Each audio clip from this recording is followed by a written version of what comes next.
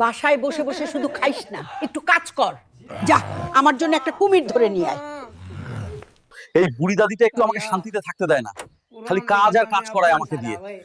এই কচ্ছপ, আমার সামনে থেকে সরে যা।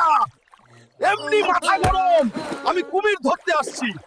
এই কুমির, আমার দাদি তোকে নিয়ে যেতে বলেছে, আমার সাথে চল।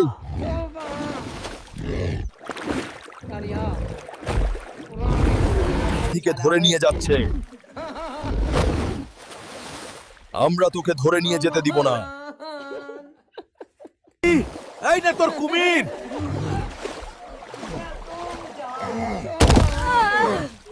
ঠিক আছে, কুমির আনছিস, ভালো কথা।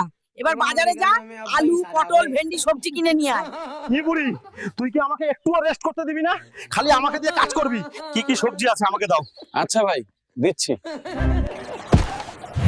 এই নে বুড়ি, তোর সবজি।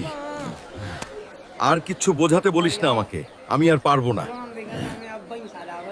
তুই যা একটু খেলা কর। আচ্ছা, যদি ঠিক আছে, ফুটবল মাঠে গেলাম ফুটবল খেলতে।